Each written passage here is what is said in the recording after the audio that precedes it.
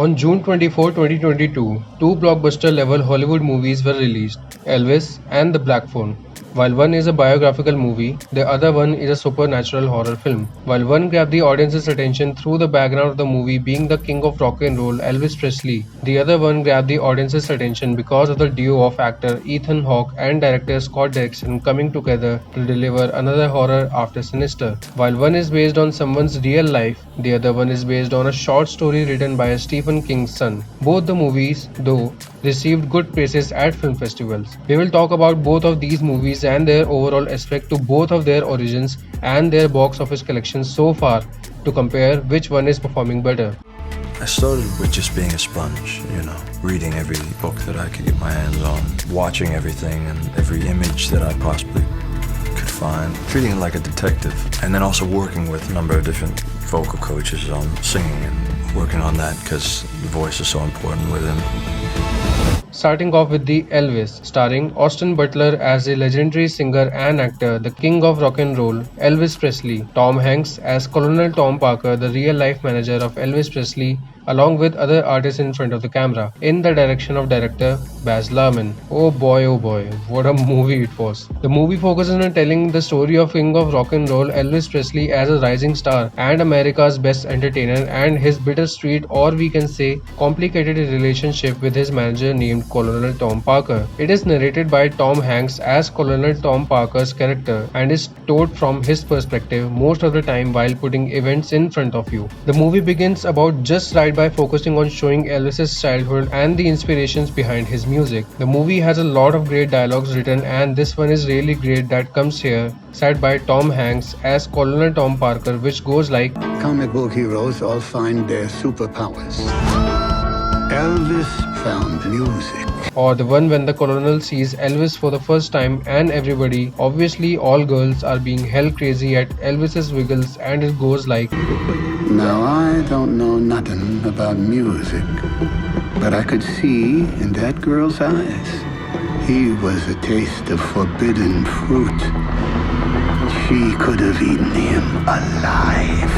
This dialogue, quite interestingly, not only tells about Elvis, but Colonel himself that he could see the opportunity in Elvis to make a lot of money with and from him. We have to remember that perhaps, in the end, this movie focuses on Elvis and his manager's story, not Elvis's life in detail. I had bought this book from the World Book Fair titled Elvis Presley Unseen Archives and started reading it because of this movie only. So far, I found that most of the personal details and accuracy in the representation of Elvis's life have been altered. For example, Elvis didn't meet Parker in a carnival. Elvis had a small bust kind of cut when he entered the army. Priscilla was not the same or near about the same age as Elvis, but she was 14. Though the dialogue of Austin is accurate here that says after 10 years when Elvis and Priscilla will meet, Elvis will be 50 and she will be 40. So I guess we have to assume she was 14 in that scene talking to Elvis. Overall, the accuracy of the movie's story with the book goes pretty well right, but that's only the big events, which connect the dots to keep it in a linear flow as per the Elvis's timeline, so it feels like going on without a jerk, such as going into the army, meeting Priscilla and so on. No focus on Elvis's true personal life representation. The only thing Baz Luhrmann might have intentionally shrugged off from his shoulder in order to narrate the story of Elvis and his manager. The technical excellence in the movie through cinematography, editing and music was really amazing, especially the mixing and matching of 70s music with the rap music of the present time in between the movie.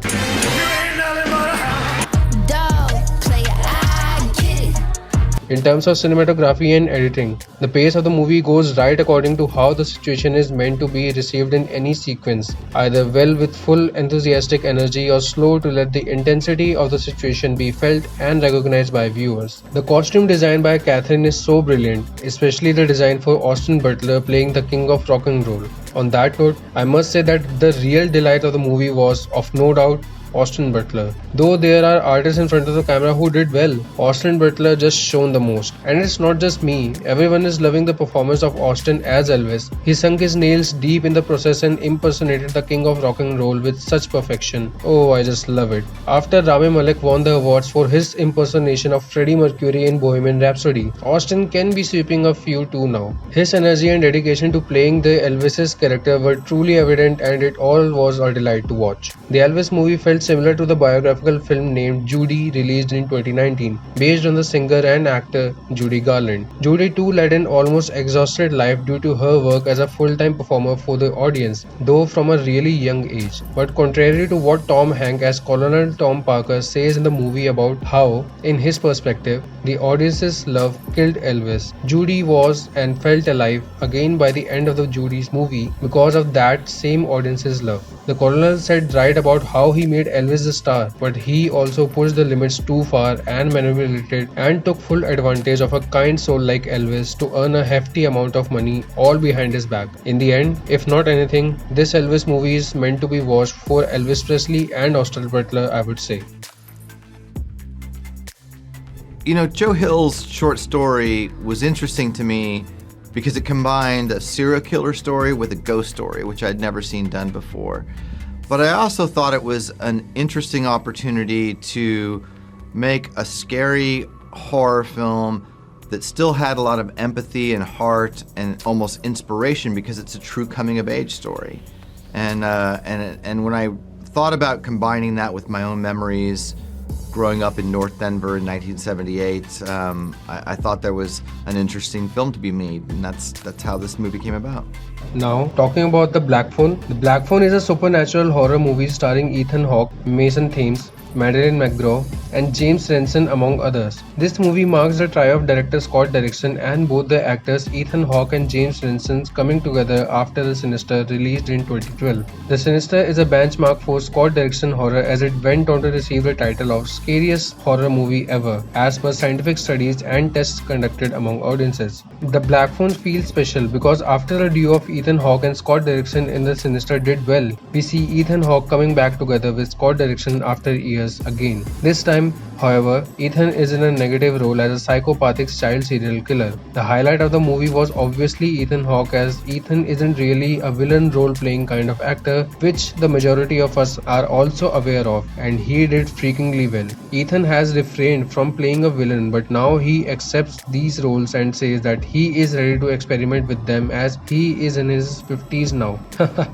Nice decision, Ethan. He's an actor and actors are always meant to experiment with different kinds of roles on the screen, in my opinion. I think he's getting really comfortable in playing these negative roles and doing great as seen in Moon Knight also. Ethan Hawke wasn't the only one that did well as an artist in front of the camera. Child actors Mason Thames and Madeline McGraw playing siblings were also highlights of the movie. It is of no doubt that whoever is behind the casting for child actors in Scott Derrickson's movies, they are doing a great job in casting really talented and skilled child actors as seen in Sinister, Sinister 2, and now The Black Phone, as per what I have seen so far. The performance of the kids meant more than Ethan's due to the nature of the story. Ethan was phenomenal, but let's move our attention to the fact why The Black Phone story holds more substance even more than we saw it on the screen and interpreted accordingly. The Black Phone is originally a short story written by Joe Hill, the son of a famous author known for his horror novels, and is named King of Horror, aka Stephen King. Joe's story was published in British horror magazine Black Static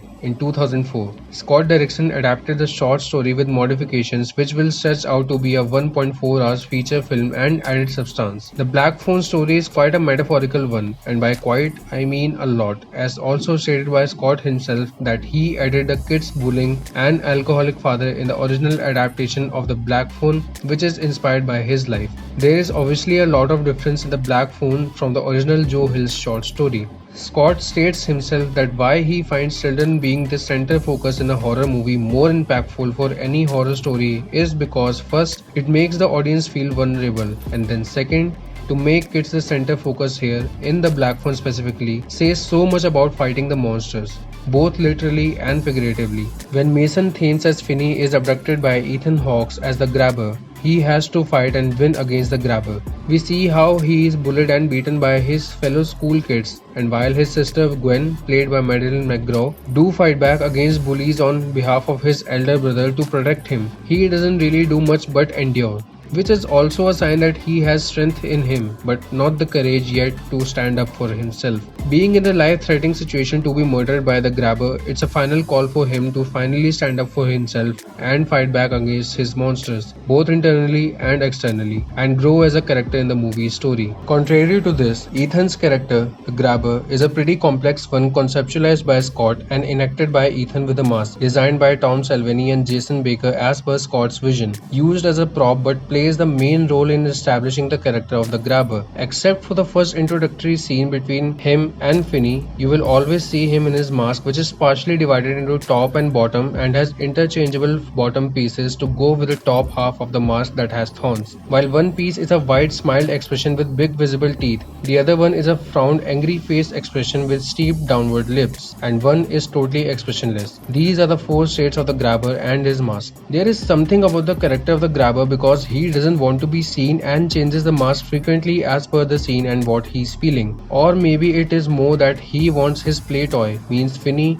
to see what he wants and instill a fear while totally and obviously manipulating. Even in the climax of the movie, when the grabber's brother, played by James Renson, found Finney in their basement, the grabber kills his brother with an axe, but he's still wearing the top half of the mask, meaning even when he rushed and panicked to the basement, he didn't forget his mask behind, even if the top half only. Further on, while Finney fights with him, he throws the mask away and the grabber panics to hide his face and wail constantly till the end. As I'm reading more about the Black Phone, I think it's a pretty remarkable horror movie in its own way and can multiply its branches into its own universe or series like the Conjuring universe or Insidious series. I will make a separate video on this very soon, but for the time being, I'm attaching the article links and the free PDF I found for the original Joe Hill's short story The Black Phone, released in 2004, in the description below if anyone's interested. I'm attaching links for Elvis's movie as well, so be sure to check them all out in the description below. Hold up. About Elvis and the Black Phone's performance at the box office so far in comparison. Elvis is running well and collecting more than the Black Phone, obviously because of two reasons: Elvis Presley and his representation by Austin Butler. This doesn't mean the Black Phone is doing poorly at the box office or generally.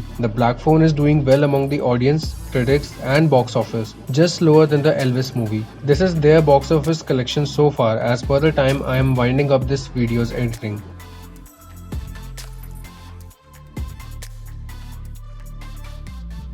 So that's it for this long review video that I have made for the first time. My channel is in its growing stage and I'm immensely grateful that two of my videos have worked really well, and I would love to share with you all in the description below. Kindly share this video if you liked it and don't forget to leave a comment to let me know what you think about both of these movies. I would appreciate it if people simply subscribe to whatever they're watching and find it to be a good content. I will see you in the next one.